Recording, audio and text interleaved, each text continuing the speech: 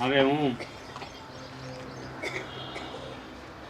દેવરાજ ધામથી પધારેલ પરમ પૂજ્ય સંત શ્રી ધનગીરી બાપુને વિનંતી કરું કે પ્રસંગોપાત પોતાનો સત્સંગ વહાવે.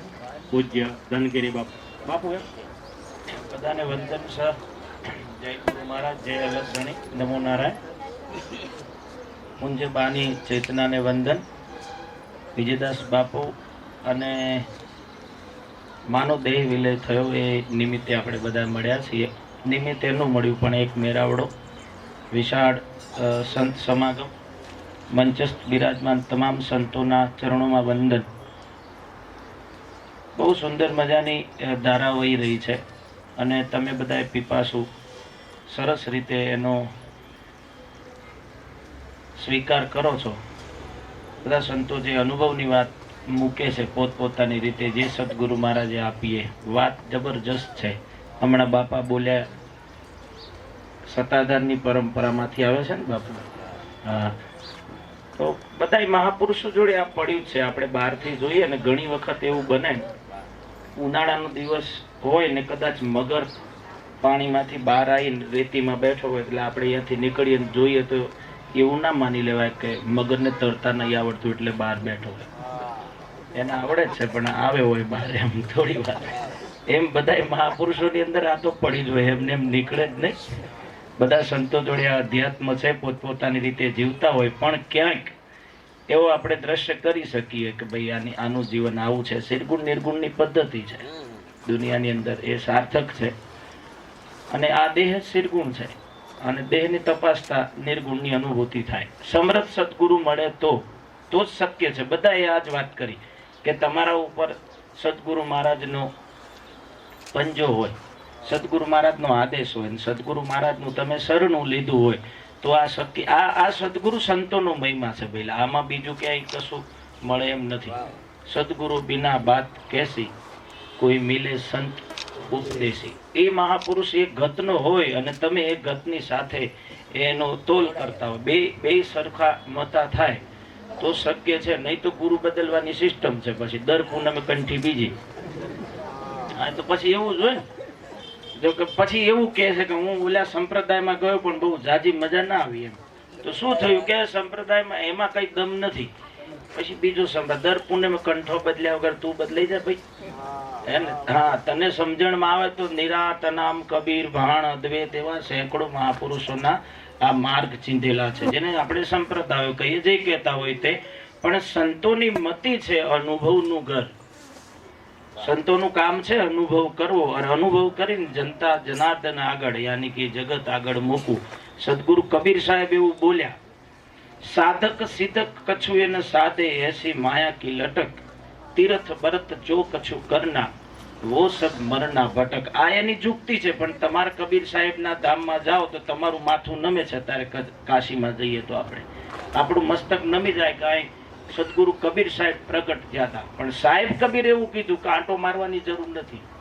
સાધક સિદ્ધક કછું એને સાધે એસી માયા કી લટક, તીર્થ બરત જો કછું કરના વો સબ મરના ભટક. કોઈ સંતે દેહમાં, હમણાં વિજયદાસ બાપુએ દેવરાજ ધામ દેવાજ પંડિત બાપાની સમાધિ ખાતે 29 તારીખે એક મહોત્સવ છે. 2 વર્ષ કોરોનાના ગયા પછી એક મહોત્સવ આવી રહ્યો છે. અહીં ઝાંપામાં એક આમંત્રણ બોર્ડ માર્યું છે બાપુએ અને મારો ભાવ રાખીને. તો દેવાય પંડિત મહારાજની વાણીમાં એવું લખ્યું, સુન શિખર ઉપર અલખના આખેડા. જેની ગોત કરો છો એ સુન શિખરમાં છે. હવે સુન શિખર ગોતવાનું રહ્યું. એ વખત દેવાય પંડિતને દેવલદેની વચ્ચે છૂટા પડ્યા તો એડ્રેસ આપ્યું, ભાઈ હવે માતાજી મને મળવું હોય તો નરોહરગઢ આવજો. અત્યારે ગૂગલે નથી બતાવતું નરોહરગઢ ક્યાં આવ્યું એને. પણ એ તો માતાજીની સમસ્યા હતી ને, માતાજીએ ધ્યાન દોર્યું હતું કે મળવું હોય તો નરોહરગઢ આવજો. એમ તમારે તમારી ચેતના સાથે મેળ કરવો હોય. જીને આપ કો જોયા નહીં, દિલ ડાગ કો ધોયા નહીં, મન મેલ કો ખોયા નહીં, સાધુ ભયા તો ક્યાં હુઆ. એટલે જોવાની વાત કરી, પણ એડ્રેસ બહુ સરસ છે, સરનામું છે. આ સરનામા માટે આપણે બધા મળીએ છીએ કે ક્યાંક સાચું સરનામું મળી જાય, અથવા તો મનની શાંતિ પણ મળે છે. અહીંયા આગળ દવા છે. તમે જોજો આ મંડપની અંદર આવ્યા પછી દુબજાઓ મટે છે. કારણ કે આ સત્સંગની સભા છે, સતોગુણ ચાલી રહ્યો છે અને અહીં આપણને આપણા સ્વરૂપની ઓળખાણ માટેનું એડ્રેસ મળી જાય છે. એમાં સંતો પણ કહે છે, દેવાય પંડિત બોલ્યા, સુન શિખર ઉપર અલખ ના ખેડા. હવે સુન શિખર ગોતું રહ્યું, એ સદગુરુ પરમ શ્રેષ્ઠ મળે તો અવિદ્યાથી મુક્ત કરે. અવિદ્યા પાછી જરૂરી છે, અવિદ્યાથી મુક્ત નહીં થાવ તો જંજાળ ત્યાં ત્યાં. અવિદ્યાથી મુક્ત થવું જ પડે તો જ. શ્રાવણના ભગતને ભાદરવામાં ભૂખા કાઢીનું કોમ નહીં.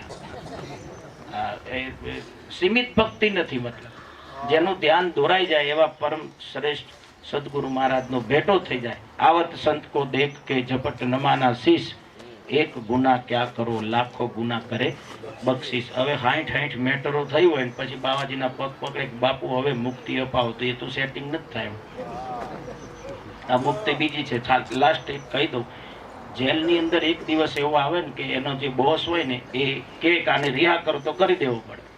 તો લટાર મારવા નીકળ્યા એના બોસ જેલમાં, તો બધાને પૂછ્યું, આમ એક એક કોટડીમાં જતા હતા કે એ બારાઓ તમારે કોઈ તકલીફ હોય તો કહો. કે બાપુ બધું લેર છે ચકાચક, પણ પંખો બદલાઈ નાખો, બહુ અવાજ કરે, ઊંઘવા નથી દેતો. કે થઈ જશે ભાઈ, પંખો બદલો હાલો. બીજા ઓરડીમાં આયા તો કે તમારે કોઈ તકલીફ હોય તો કહો. કે અમારે બધું બરોબર છે પણ ખાવાનું રોટલીઓ કાચી રોટલીઓ આવે બાપુ, એટલું કહેતા જાઓ. ઓર્ડર કરી દીધો, એક કાચી રોટલી ના આવી જોઈએ, બધું ચકાચક બનાવો. તો કે હા બાપુ આનંદ. ત્રીજી કોટડીમાં જ્યાં એક બંકો પેલા સત્સંગમાં ગયો તો પણ ક્યાંક ભટકાઈ ગયેલો, એને થોડુંક લાઈટ તો હતું જ. એને કીધું તારે કઈ પ્રોબ્લેમ છે કે અહીં ફાવતું જ નથી. આવ્યો એ દાડાનું હોય, મને ફાવતું નથી. તો કે આને એને વિદાય કરો. જસ્ટ આવી વાત છે. પેલા દેહ મળ્યો મસ્ત. છેલ્લું એક કોઈ હમણાં શંકર બાપા બોલી ગયા કે ભાઈ મોજ કરો, મજા કરો, પણ કરવી કેમ નહીં? હે, મન બુદ્ધિ ચિત્ત અહંકાર ચાર અંતસ્કરણો આ દેહને હરખો હક પડવા દેતા નથી. એની ચાવી સદગુરુ મહારાજ જોડે છે. એટલે સમર્થ સદગુરુને સેવ્યો તો મોજે મોજ. બાપાએ કીધું એ લેર છે. પછી બાપુ પછી મોજ આવ્યા છે એટલા માટે ત્યાં દેહ લઈને આવ્યા અને ટૂંકો સમય છે. એક સમયમાં મેકરણ બાપાનું એક ભજન છે, 5 વર્ષે પુત્ર જન્મતા, 25 પારણા બાંધતા, 100 વર્ષે હક પણ થતું, 1000 વર્ષે પરિણાવતા. તો જીવતા કેટલું હોય? એ વખત તમે વાયદા કરો, ચાલક 2 છોકરો પરણાયા પછી બાપુ આ માર્ગમાં આવું છે તો થોડું હરખું પડી જાય, બીજા માળનું તાબુ ભરાઈ જાય, પછી તમારા ભેગા છીએ. પણ એ વખતે વાયદા કરતા હતા, તો યુરિયા ખાતર ખાઈ ખાઈને ટાઈમ તો બગડી ગયો છે. 50-60 વર્ષની જિંદગી, એટલે હવે વાયદા કરવાનું વારું નથી. આવો તો ભેટો થઈ જાય તો સિલેક્ટ કરી લેવું. કે બહુ જોયા બાવા પણ મેળ નહીં આવતો, તો બાવા જોવાનું રવા દે, તારા દેહમાં તપાસ કરી લે અને સમૃદ્ધ સદગુરુને સેવી લે. એવો આનંદ કરાવવા માટે માનું આપણને નિમિત્ત મળ્યું. અને વિજયદાસ બાપુ જેઓનો સતત પ્રયાસ હોય છે કે કોઈ પણ બાને સત્સંગ થાય, જ્ઞાન થાય, ભજન કીર્તન થાય અને આવા સંતો આવી અને અધ્યાત્મનો બોધ આપે તો કોઈક જીવાત્મા આમાંથી ઉગરી જાય. નાગણ છે ને, બહુ બચ્ચાનો જન્મ આપો બાપુ પણ બધો ના રહે, એમાં ફોકસ નીકળી જાય. કોઈ ફણીધર હોય ને એ નીકળી જાય, કે બીજો બધો આડળિયો તો મરી જાય. અમુક ઘણો કંઠી પહેરેલો બાપો 30 વર્ષ જૂનો પગતડો આ કોરોનામાં બગડી ગયો. બોલો 30 વર્ષ જૂનો તો કે 30 વર્ષથી અમે ભક્તિ કરતા હતા, કોરોનામાં ડિસ્ટર્બ થઈ ગયો કે આમ નહીં છૂટે. જય ગુરુ મહારાજ, જય લગણી, નમો નારાયણ.